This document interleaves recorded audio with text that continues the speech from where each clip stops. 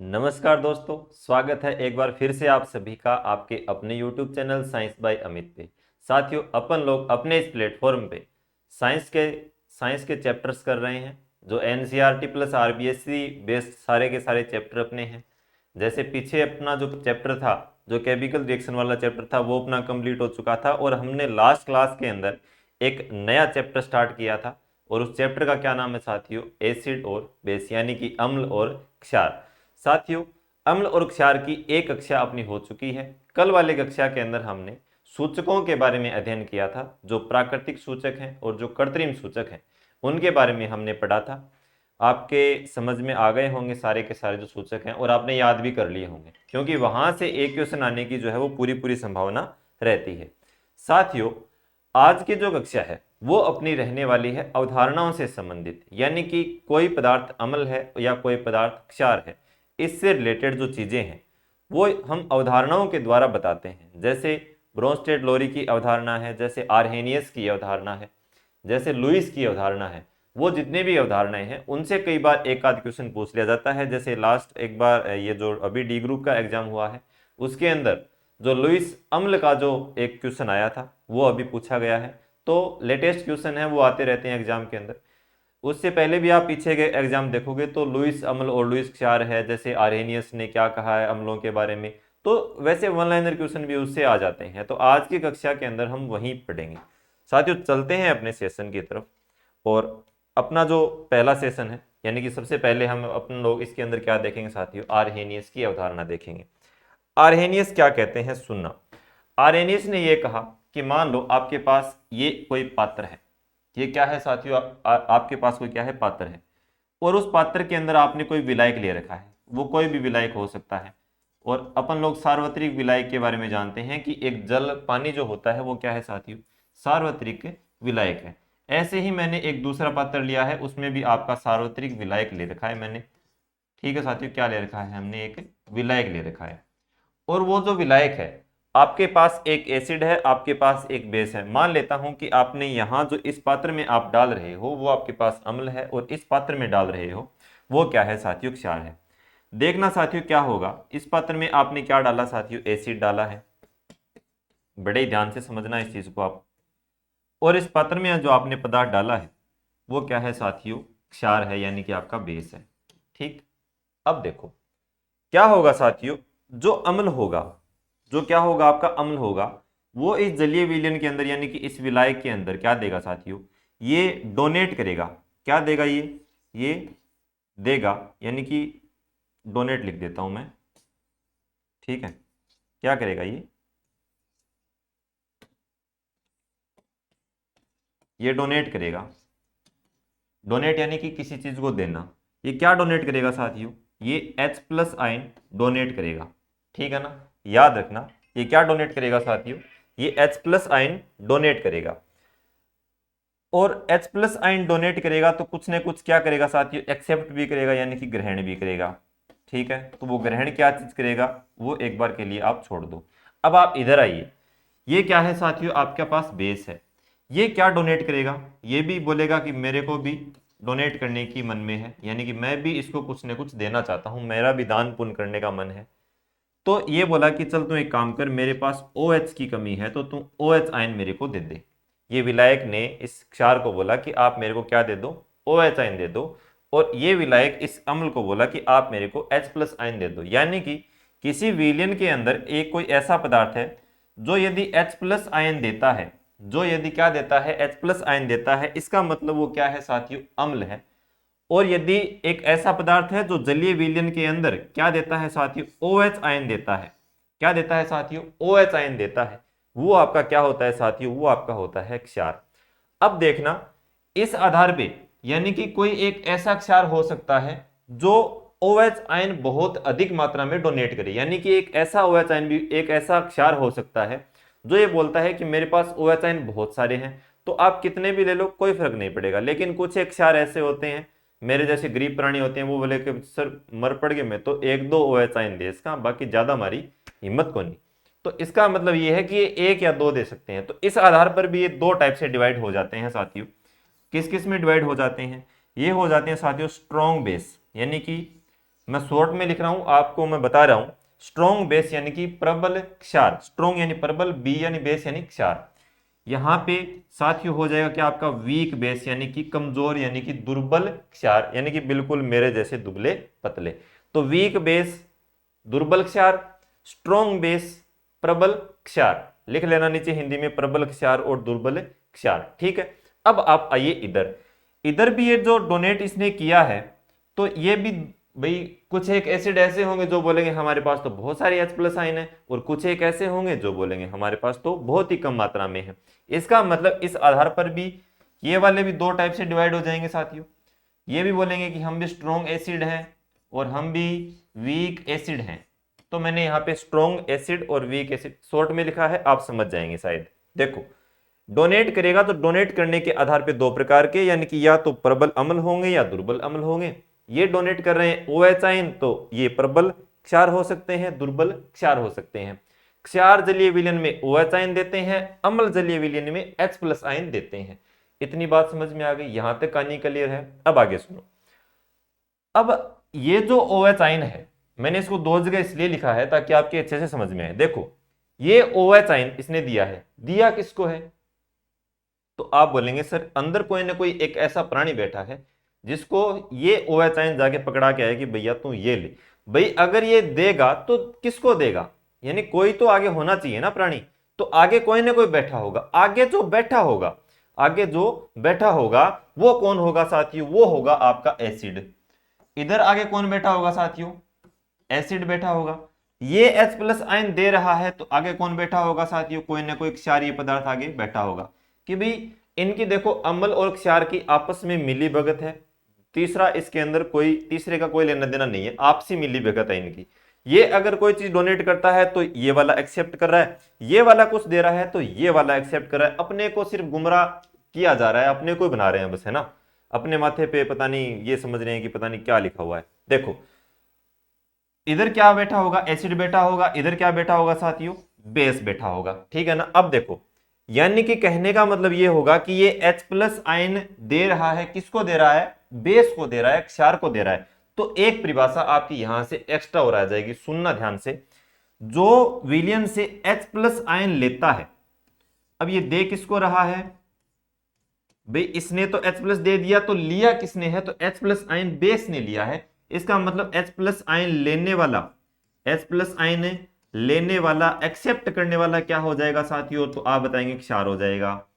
ये OH ion इसने दिया है, लिया किसने है? एसिड ने लिया है। तो OH आयन लेने वाला क्या हो जाएगा साथियों? तो OH आयन लेने वाला आपका हो जाएगा साथियों एसिड। यानी कि एक दे रहा है, दूसरा आराम से ले रहा है। ठीक, तो ये OH आयन ले रहा है, कौन ले रहा है साथियों? OH आयन ले कौन रहा है? एसिड ले रहा है। और H प्लस आयन कौन ले रहा है? तो आप बताएंगे सर बेस ले रहा है। ठीक, तो ये तो हो गई इसकी अवधारणा। अब मैंने आप अपने अपन लोगों ने यहाँ पे चार नाम लिखे हैं: strong acid, weak acid, strong base, weak base, यानी प्रबल अम्ल, प्रबल क्षार, दुर्बल अम्ल और दुर्बल क्षार। ये होते क्या हैं और कहां से समझ में आएगा कि सर ये प्रबल अम्ल है, ये प्रबल क्षार है? हमने अपन लोगों को पता कैसे चलेगा? तो आइए साथियों आगे चलते हैं। इसका यदि आप स्क्रीनशॉट लेना चाहें तो आप ले सकते हैं। मैं एक बार साइड में हो जाता हूं। देखो, सबसे पहले अपन लोग देखते हैं प्रबल अम्ल क्या होते हैं। प्रबल अम्ल फिर से बता देता हूं, H प्लस आयन अधिक देने वाले। यहां लिख देता हूं मैं, H प्लस आयन अधिक मात्रा में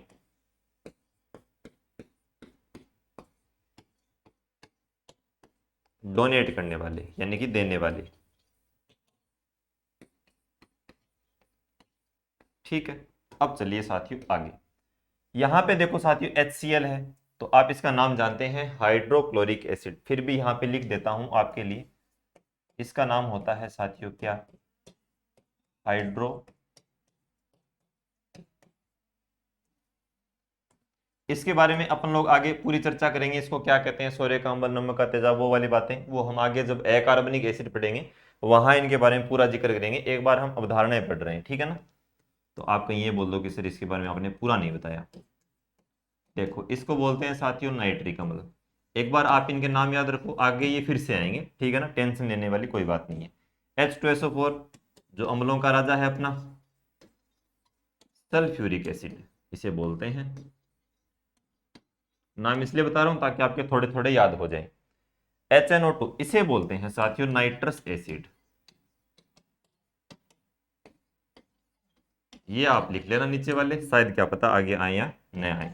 देखो H2SO5, H2SO5 इसे बोलते हैं साथियों, है तो सल्फ्यूरिक एसिड लेकिन इसके आगे क्या लगा देते हैं, पर लगा देते हैं। तो आपके इसके क्या लग गए, सल्फ्यूरिक एसिड के पर लग गए। पर कब लग गए, जब O कितने हो गए साथियों, 5 हो गए। ठीक है ना, ओके। तो ये है साथियों आपका पर सल्फ्यूरिक अम्ल। तो आपके ये जो एग्जांपल है ना, वो किसके एग्जांपल हैं साथियों, प्रबल अम्ल के एग्जांपल है। ठीक है, HCl, HNO3, H2SO4, यानी कि आप देख रहे होंगे कि इसमें हाइड्रोजन की मात्रा बहुत ज्यादा आ रही है। जहां पे हाइड्रोजन की मात्रा बहुत ज्यादा होगी तभी तो दे पाएगा आगे। भाई इसके पास H+ आयन ज्यादा है तभी तो ये आगे डोनेट कर पा रहा है। तो आप देखेंगे कि ये जो उदाहरण है वो किसके हैं, तो आप इसका स्क्रीनशॉट ले सकते हैं। ये प्रबल अम्ल के उदाहरण है सारे के सारे। ठीक है ना, अब चलते हैं आगे। अब आया साथियों आपके पास दुर्बल एसिड। देखो साथियों, ये आपका एसिटिक एसिड है, ये आपका फॉर्मिक एसिड है। ये दोनों क्या होते हैं साथियों, दुर्बल अम्ल होते हैं। ये आपका एसिटिक अम्ल है, ये आपका क्या है, फॉर्मिक अम्ल है। आगे फिर से कार्बनिक और अकार्बनिक अम्लों में इनका हम फिर से जिक्र करेंगे। एक बार आप इतना ही ध्यान में रखो कि ये किसके उदाहरण है साथियों, दुर्बल अम्ल के उदाहरण है। ठीक, अब देखो ये क्या है साथियों, प्रबल क्षार। जैसे NaOH है, जैसे लिथियम हाइड्रोक्साइड है, जैसे पोटेशियम हाइड्रोक्साइड है, सोडियम हाइड्रोक्साइड है। ये तीनों जो उदाहरण है वो आपके किसके अंदर आएंगे, ये प्रबल क्षार के अंतर्गत आएंगे। ठीक है ना, तो इनके नाम लिखना चाहो तो लिख सकते हो। सोडियम हाइड्रोक्साइड है, ये पोटेशियम हाइड्रोक्साइड है, ये लिथियम हाइड्रोक्साइड है। ठीक, देखो आगे, ये है आपका दुर्बल क्षार। देखो साथियों अमोनियम हाइड्रोक्साइड, क्या है ये है साथियों अमोनियम और हाइड्रोक्साइड। कई बार नाम पूछ लिया जाता है इनका कि ये इसका नाम क्या है, तो अमोनियम हाइड्रोक्साइड। आपने देखा होगा, आप जब मूवी देखते हो ना, पुरानी मूवी देखोगे, उसके अंदर जैसे इंद्र का दरबार लगा हुआ है, महाराज इंद्र का, वहां पे परी आ रही हैं, अप्सराएं आ रही हैं, वो नृत्य कर रही हैं। नीचे आप उस दरबार के अंदर देखेंगे कि एक अजीब सा धुआं निकल रहा होता है। तो आप देखते हैं कि यार ये धुआं कहाँ से, अपने घरों वाला धुआं तो ऐसे ऊपर उठता है, आंखें फूटने लग जाती हैं, इनकी आंखें क्यों नहीं फूट रही हैं। तो आप देखेंगे वो क्या होता है साथी, वो आपका अमोनियम हाइड्रोक्साइड होता है। कृत्रिम धुएं के निर्माण में ये काम आता है। ठीक है ना, आजकल तो विवाह शादियों में होने लग गए आपने भी, लेकिन पहले नहीं होता था। पहले तो इंद्र के दरबार में देखने को मिलता था, वो भी टीवी में। और वो अगर पुराने समय की बात करें तो DD1 होता था, मोहल्ले में एक होता था टीवी, उनके घरों में देखने जाते थे। विष्णु पुराण आती थी वो, जो पुराने समय में आती थी, वहां पे वो सब देखने को मिलता था। ठीक है, तो पता ही नहीं होता था। कई बार तो ये सोचते थे कि यार जब इंद्र भगवान ऊपर थे तो ऊपर रिकॉर्डिंग करने कौन गया होगा, ये नहीं पता होता था ये आगे होता क्या है। ठीक है ना, तो वो अलग बातें हैं, वो पुराने समय की बातें हैं। कृत्रिम धुएं निर्माण में आप इतना याद रखें कि अमोनियम हाइड्रोक्साइड जो होता है वो कृत्रिम धुएं के निर्माण में कार्य करता है। ठीक, एक देखो साथियों ये बात है, ये इंपॉर्टेंट है थोड़ी। देखो जल उदासीन होता है, ये बात किसने कही, तो आप बताएंगे कि हम अभी तक हम क्या पढ़ रहे हैं, आर्यनियस पढ़ रहे हैं। तो आर्यनियस नामक वैज्ञानिक के अनुसार पानी कैसा होता है साथियों, पानी होता है उदासीन। ठीक है ना, वैसे भी जल उदासीन ही होता है, लेकिन आगे एक वैज्ञानिक आएंगे वो बताएंगे कि पानी अम्लीय होता है, फिर थोड़ी देर बाद कहेंगे क्षारीय होता है। तो बेसिकली ये क्या होता है साथियों, उदासीन ही होता है। लेकिन आगे जो आएंगे एक वैज्ञानिक अपने, जो ब्रोंस्टेड लोरी साहब आएंगे, वो ये बोलेंगे कि ये कभी तो अम्लीय होता है, कभी क्षारीय होता है। लेकिन आर्हेनियस ने क्या कहा इसके बारे में, आर्हेनियस बेचारा अच्छा आदमी था, ये बोला कि पानी तो कैसा होता है साहब, उदासीन होता है। ठीक, अब देखो साथियों, एक आपके सामने नाम लिखा हुआ है तनुकरण। हम पढ़ते हैं ना कि अम्ल का तनुकरण है, ये तनु अम्ल है, ये सांद्र अम्ल है। ये होता क्या है, इसके बारे में थोड़ी सी जानकारी मैं आपको दे देता हूं। देखो साथियों, आपके पास दो तरीके हैं। ठीक है, इसके अंदर आपके पास एसिड है और इसके अंदर आपके पास पानी है। ठीक, क्या है, इसके अंदर आपके पास एसिड है और इसके अंदर आपके पास क्या है साथियों, पानी है। आप मेरे को एक बात बताइए कि जब आपको अम्ल का क्या करना है साथियों, तनुकरण करना है। क्या करना है, तनुकरण का मतलब होता है किसी चीज को पतला करना, और सांद्रता अधिक करने का मतलब होता है उसको गाढ़ा करना। ठीक है ना, क्या करना, गाढ़ा करना। यानी कि एक तो वह बहुत सारो काठो करना और एक दूध गमाइन जब पानी मिला दें तो क्या बन जाए, वो एकदम पानी पतलो सो जाए नहीं। आप कई बार ज्यादा शिव जी पर शिवलिंग पर चढ़ा गया नहीं पानी, सो पानी पर को दूध चढ़ा गया आप वो, क्योंकि आप कंजूस बना तो शिव जी ने सही दूध कौन पिया गया वहाँ। आप क्या करा दूध लिया पानी ले गए भी मैं थोड़ा सा दिया 2 छांटा, बोले हाँ शिव जी भगवान हमारी मदद करियो, और शिव जी जिसको दूध चढ़ाए भी मदद कर सी। देखो वो अलग बातें हैं अपनी। देखो साथियों एसिड, और इधर क्या है आपके पास पानी है, पानी रे पानी तेरा रंग कैसा। देखो अभी देखते हैं रंग कैसा होता है। 2 तरीके हैं साथियों, या तो आप एसिड को पानी में डालिए या आप पानी को एसिड में डालिए। साथियों देखना क्या होगा, जब अपन लोग पानी को एसिड में डालेंगे तो पानी उछलेगा, सॉरी एसिड क्या होगा उछलेगा ना भी, उछलेगा या नहीं उछलेगा, तो आप बोलेंगे कि सर उछलेगा ये तो, क्योंकि एसिड की प्रवृत्ति एसिड। अब एसिड उछलेगा तो एसिड कहां आएगा, बाहर आएगा। हानि किसकी हुई, एसिड की हुई। वही प्रक्रिया हम क्या करते हैं, एसिड को पानी में डालते हैं, इस बार पानी उछलेगा या नहीं उछलेगा, बिल्कुल उछलेगा। भाई ये जब उछल रहा है तो पानी भी पक्का उछलेगा, पानी उछलेगा तो पानी कहाँ आएगा, बाहर आएगा। तो अपने पास पानी, वैसे तो पानी की कमी है लेकिन एसिड बहुत कम है, पानी थोड़ा अपने पास पड़ा है। तो पानी अगर नीचे पड़ भी गया गिर भी गया तो वाष्पीकरण के माध्यम से उड़ेगा, फिर वापस पृथ्वी पे आएगा, तो इसके वापस आने के चांस हैं, लेकिन इसके वापस आने के चांस कम होते हैं। ठीक है ना। अपन अपने पास जैसे घरों में अगर हम इसको लेकर के आ गए कि साहब इसका तनुकरण करना है, तो ये तो वैसे ही मतलब गिर जाएगा नीचे। ठीक है ना। तो क्या करते हैं, पानी को एसिड में नहीं डालते हैं, एसिड को साथियों किसके अंदर डालते हैं, हमेशा पानी के अंदर डालते हैं। तो आप इसका थोड़ा सा सीक्वेंस याद रखना। और अगर पूछ लिया जाए कि तनुकरण किस प्रकार की अभिक्रिया है, उष्माशोषी है या उष्माक्षेपी है, तो आप प्यार से बताएंगे ये किस प्रकार की अभिक्रिया साथियों, उष्माक्षेपी प्रकार की अभिक्रिया होती है। ठीक है। तो ये आपका है तनुकरण। तनुकरण कैसी अभिक्रिया होती है, उष्माक्षेपी होती है। एसिड को किस में डालते हैं, पानी में डालते हैं, न कि पानी को एसिड में। तो आप इस प्रकार से इसको याद रखेंगे। ठीक। अब देखो ब्रोंस्टेड लोरी की अवधारणा क्या कहती है अम्ल और क्षार के बारे में। साथियों देखो ब्रोंस्टेड लोरी जो थे, ब्रोंस्टेड और लोरी दो वैज्ञानिक थे अलग अलग, उन दोनों ने अपनी क्या दी, अवधारणा दी, और बाद में क्या कर लिया, एक दूसरे के साथ समझौता कर लिया कि चलो हम अपना नाम एक जगह रख लेते हैं, अच्छे दोस्त थे ये। अब देखो क्या होता है, इसकी जो अवधारणा थी पहले मैं आपको थोड़ा सा बता देता हूं, फिर अपन लोग एग्जाम्पल पे आएंगे। ठीक है ना। इसकी जो अवधारणा थी वो किसके ऊपर आधारित थी, प्रोटॉन आधारित थी। किसके ऊपर आधारित थी साथियों, प्रोटॉन आधारित अवधारणा थी किसकी, ब्रोंस्टेड लोरी की। और पीछे जो आर्हेनियस पढ़ा था हमने, उन वैज्ञानिक महोदय की जो अवधारणा थी वो H+ के ऊपर आधारित थी। अब देखो अंतर कुछ नहीं है दोनों में, इन्होंने ही H+ को ही क्या नाम दे दिया कि यही क्या है, प्रोटॉन है, तो अपना एक अलग से अलग ही मत दे दिया इन्होंने कि ये H+ नहीं है, ये प्रोटॉन है। ठीक है ना। बाकी कोई इतनी इंपॉर्टेंट नहीं है, इतना याद रखो कि ये प्रोटॉन आधारित अवधारणा किसकी है, तो आप बताएंगे कि ब्रोंस्टेड लोरी की है। और इसमें भी वही प्रकार है, वहां पे H+ आयन देने वाला प्रबल अम्ल था यानी कि एसिड था, यहां पे प्रोटॉन प्रदाता यानी कि जो प्रोटॉन देते हैं, प्रोटॉन देने वाला वो क्या हो जाएगा साथियों, आपका एसिड हो जाएगा। ठीक है।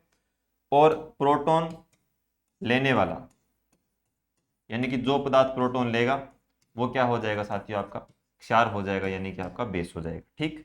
अब देखो आते हैं अपने अभिक्रियाओं से समझते हैं कि क्या कहता है। अमोनिया है, पानी के अंदर मिलाया गया है। अब क्या देखो साथियों, यहाँ पे ये पानी है, इस पानी ने क्या किया, अपना एक H+ किसको दे दिया, भाई ये H+ किसको दे रही है, अमोनिया को दे रही है, तो यहाँ पे क्या बन गया साथियों, NH4 पॉजिटिव बन गया। देखो H+ इसने क्या कर लिया, ग्रहण कर लिया। अब यहाँ पे क्या बचेगा साथियों, OH बचेगा। तो OH के ऊपर कौन सा चार्ज होता है साथियों, नेगेटिव चार्ज होता है। अब देखो इसने H+ दिया है या नहीं दिया है, तो आप बताएंगे सर दिया है। तो हम यहाँ पे क्या लिख रहे हैं, H+ आयन देने वाला यानी कि प्रोटॉन देने वाला क्या होता है साथियों, एसिड होता है। तो यहाँ पे तो पानी क्या हो गया साथियों, एसिड हो गया। ये एसिड है तो ये क्या है साथियों, आप बताएंगे कि सर ये तो क्षार ही है, क्योंकि इनकी दोनों की तो मिली भगत चल ही रही है आपस में। तो ये क्या हो गया, एसिड हो गया। यहाँ पे आइए, अम्ल है HCl, हम सबको पता है कि क्या होता है, अम्ल होता है। H2O पानी है। देखो साथियों क्या होता है, अकेला जो H+ है ना, अकेला H पॉजिटिव है, इसका कोई अस्तित्व नहीं होता धरती के ऊपर, इसका कोई अस्तित्व नहीं होता है। किसका अस्तित्व होता है, तो आप बताएंगे कि सर यहाँ पे जो आपने H3O पॉजिटिव बना रखा है इसको बोलते हैं प्यारे साथियों हाइड्रोनियम आयन। बहुत ही इंपॉर्टेंट चीज है ये, क्या है ये, हाइड्रोनियम आयन है, आपको बड़े ही प्यार से इसे समझना है। क्या है ये साथियों? हाइड्रोनियम आयन है। और ये जो हाइड्रोनियम आयन है इसका ही अस्तित्व होता है, न कि H+ अकेले का कोई अस्तित्व है नहीं होता है। किसका अस्तित्व होता है? हाइड्रोनियम आयन का अस्तित्व होता है। ठीक है ना?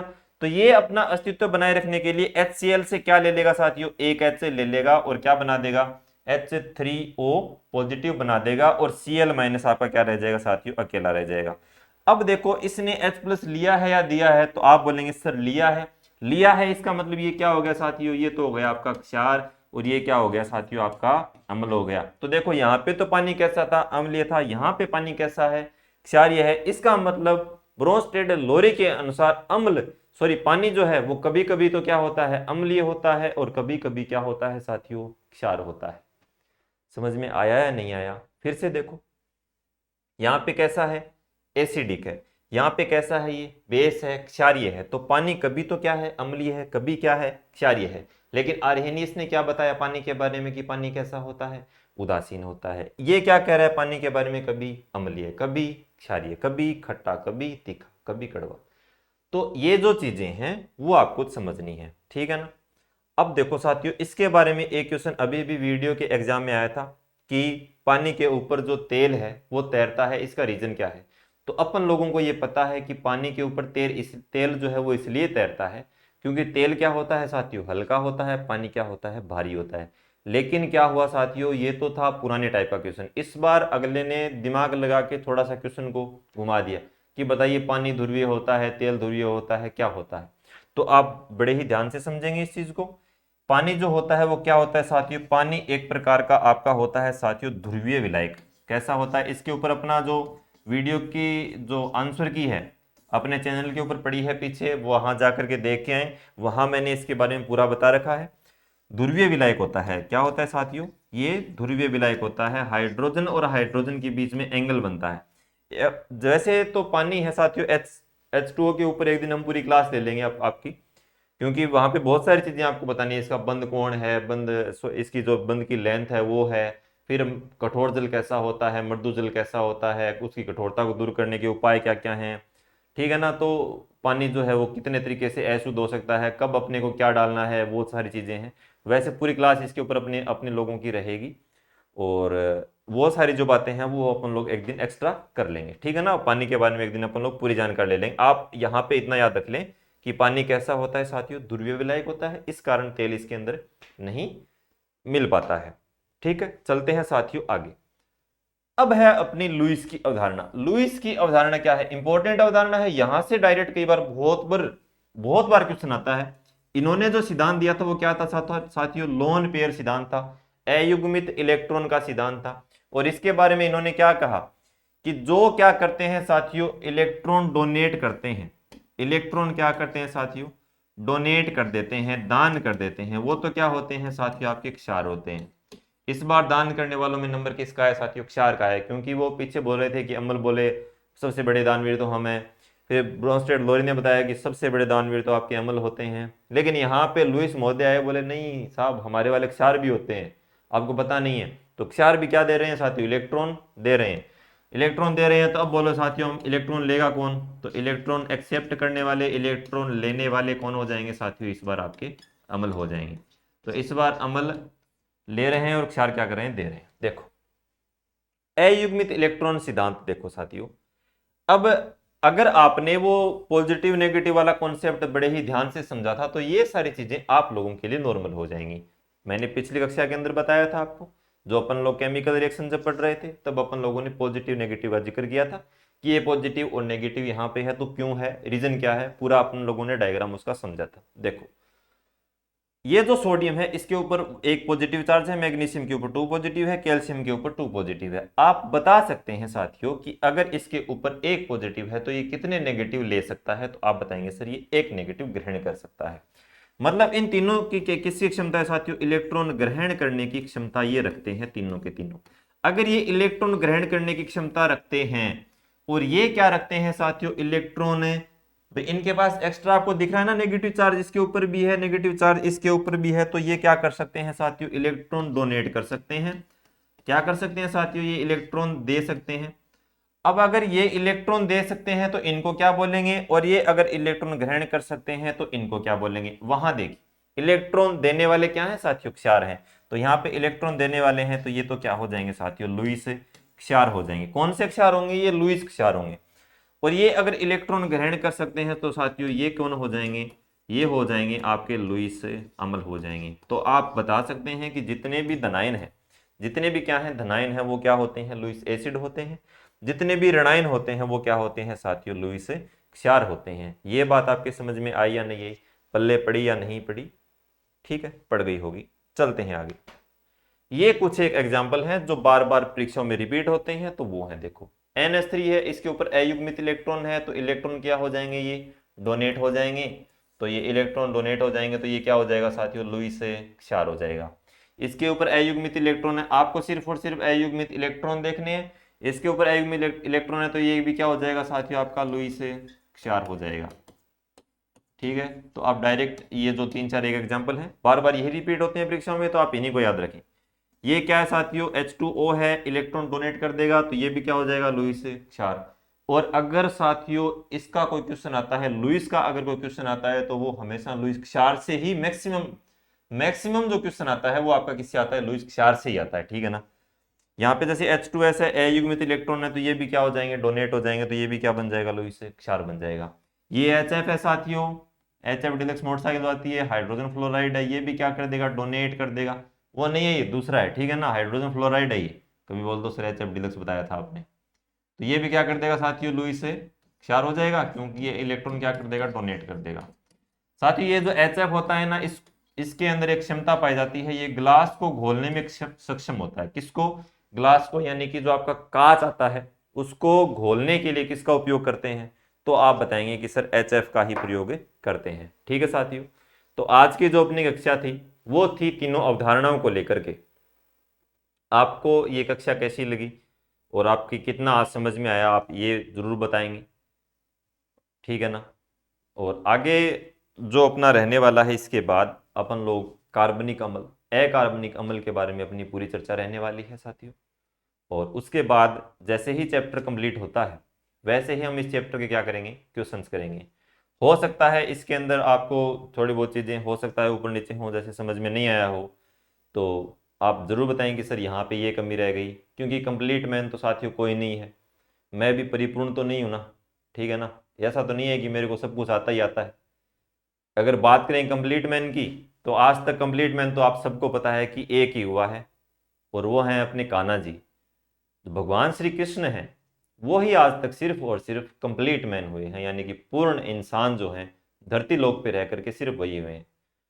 तो कंप्लीट मैन तो वो एक ही हुआ है जिसने बचपन जिया तो ऐसा जिया कि आज भी लाड में हर माँ अपने बच्चे को क्या कहती है, कान्हा कहती है।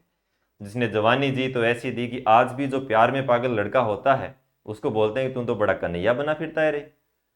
और जिसने युद्ध रचा तो ऐसा रचा कि 5 निर्वासित बच्चे थे पांडव, उनको भी कौरवों के सामने विजय दिलवा दी, जो विश्व की सबसे बड़ी सेना थी। और जिसने ज्ञान दिया तो गीता जैसा, जिसके ऊपर 1000 नोबेल पुरस्कार कुर्बान है साहब। तो आप कंप्लीट मैन तो हम नहीं है, कंप्लीट मैन तो वही हुआ है। पर आप सभी टाइप से देखेंगे ना तो वो वहां पे कोई कमी आपको दिखाई नहीं देगी। और गीता जैसा ज्ञान तो कहाँ है साथियों। आप एक बार जीवन में गीता जरूर पढ़ें, वहां पे आपको बहुत कुछ सीखने को मिलेगा। गीता में लिखा हुआ है ना, कर्म करो फल की इच्छा मत करो, वो सारी बातें हैं वो हमें गीता से ही प्राप्त होती हैं। एक हारा हुआ इंसान जो है वो गीता पढ़ करके अपने जीवन को, जो साइकोलॉजी पढ़ने वाले जो स्टूडेंट हैं, अगर आप साइकोलॉजी अगर आप वो पढ़ लेना तो आपको साइकोलॉजी पढ़ने की जरूरत ही नहीं पड़ी। सबसे बड़ा साइकोलॉजिस्ट थे वो, सबसे बड़े साइकोलॉजिस्ट थे, सबसे बड़े मनोवैज्ञानिक थे वो। तो वो तो साहब वही हैं। और अपने कान्हा जी का जन्मदिन भी है, तो आप सभी को जन्माष्टमी की भी हार्दिक शुभकामनाएं। भगवान श्री कृष्ण आपको जल्दी से जल्दी एक सरकारी नौकरी दिलवाएं भाई। आज के टाइम में यही है सबसे बड़ी जो दुआ है वो। ठीक है, तो अपनी तैयारी करते रहें, अपनी तैयारी में मस्त रहें, स्वस्थ रहें, भगवान श्री कृष्ण की कृपा आप पर बनी रहे। ठीक है साथियों, मिलते हैं अगली कक्षा के अंदर। और अगला जो अपना चैप्टर है वो अब मैंने आपको बता ही दिया है कि हम आगे वाली कक्षा के अंदर क्या करने वाले हैं। ठीक है, क्या पढ़ने वाले हैं। तब तक अपने तैयारी में मस्त रहिए, हंसते रहिए, मुस्कुराते रहिए, आनंदित रहिए, एकदम प्रसन्नचित रहिए। ठीक है साथियों, जल्द ही मिलते हैं अगली कक्षा के अंदर। नमस्कार, जय हिंद, जय भारत।